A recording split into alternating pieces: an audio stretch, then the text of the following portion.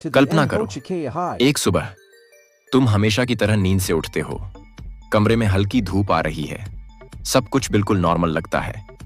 तुम आदत के मुताबिक अपना फोन उठाते हो, स्क्रीन ऑन करते हो, लेकिन कुछ भी नहीं। ना कोई नोटिफिकेशन, ना कोई व्हाट्सएप मैसेज, ना इंस्टाग्राम, ना यूट्यूब, यहां तक कि गूगल भी काम नहीं कर रहा। पहले तुम्हें लगता है शायद नेटवर्क प्रॉब्लम होगी। तुम एयरप्लेन मोड ऑन ऑफ करते हो, फोन रिस्टार्ट करते हो, वाईफाई रिकनेक्ट करते हो, लेकिन कुछ भी नहीं बदलता। फिर तुम बैल्कनी में जाकर देखते हो, पूरा शहर अजीब तरीके से शांत दिखाई देता है। लोग अपने फोन ऊपर उठाकर सिग्नल ढूंढ रहे हैं, कुछ लोग परेशान होकर इधर उधर भाग रहे हैं, कहीं दुकानदार टीवी चला रहा है, लेकिन न्यूज चैनल्स भी बार बार ग्लिच हो रहे हैं। और तभी एक ब्रेकिंग न्यूज पूरी दुनिया में फैलती है। पूरी पृथ्वी का इंटरनेट अचानक बंद हो चुका है। सिर्फ एक देश में नहीं, सिर्फ कुछ सर्वर्स नहीं, बल्कि पूरी दुनिया। कोई ईमेल नहीं, कोई सोशल मीडिया नहीं, कोई ऑनलाइन सिस्टम नहीं। और सबसे डरावनी बात, दुनिया के सबसे बड़े साइंटिस्ट्स, हैकर्स और गवर्नमेंट्स तक नहीं समझ पा रहे कि आखिर ये हुआ कैसे। पहले 6 घंटे में ही अफरा तफरी शुरू हो जाती है। लोग कैश निकालने एटीएम पहुंचते हैं, लेकिन एटीएम डेड पड़े हैं। यूपीआई काम नहीं कर रहा, ऑनलाइन बैंकिंग बंद, क्यूआर कोड यूजलेस हो चुके हैं।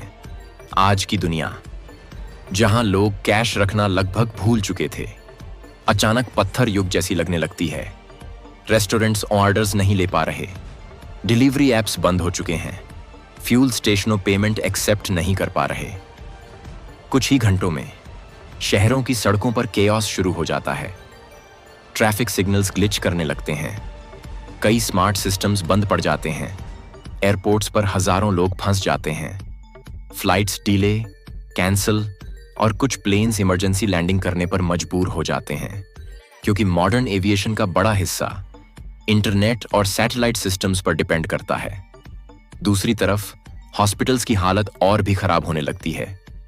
पेशेंट्स का डेटा एक्सेस नहीं हो पा रहा, ऑनलाइन मेडिकल रिकॉर्ड्स गायब हैं, कई मशीन्स सर्वर से कनेक्ट नहीं हो पा रही। डॉक्टर्स इलाज करना चाहते हैं, लेकिन सिस्टम्स उनका साथ छोड़ चुके हैं। फिर तीसरे दिन स्टॉक मार्केट क्रैश हो जाता है। दुनिया की सबसे बड़ी कंपनीज एक घंटे में अरबों डॉलर खोने लगती हैं। क्रिप्टो मार्केट प्रैक्टिकली खत्म हो जाता है। Social media influencers, streamers, online gamers, जो रोज लाखों लोगों से जुड़े रहते थे, अब अचानक पूरी दुनिया से कट चुके हैं। लोगों को पहली बार एहसास होता है कि इंटरनेट सिर्फ एंटरटेनमेंट नहीं था, बल्कि पूरी सिविलाइजेशन उसी पर टिकी हुई थी। एक हफ्ते बाद दुनिया पूरी तरह बदल चुकी होती है। कई ऑफिसेज बंद हो जाते हैं, रिमोट जॉब्स खत्म, ऑनलाइन क्लासेस बंद, लोग लाइब्रेरीज में जाने लगते हैं, पुरानी किताबें ढूंढने लगते हैं। रेडियो, जो लगभग भुला दिया गया था, फिर से सबसे बड़ा कम्युनिकेशन सोर्स बन जाता है। सरकारें इमरजेंसी ब्रॉडकास्ट शुरू करती हैं, लेकिन इसी अंधेरे में कुछ अच्छी चीजें भी होने लगती हैं। फैमिलीज, जो सालों से एक ही घर में रहकर भी साथ नहीं बैठती थीं, अब साथ खाना खाने लगती हैं। बच्चे, जो मोबाइल गेम्स में खोए रहते थे, अब मैदानों में खेल रहे हैं।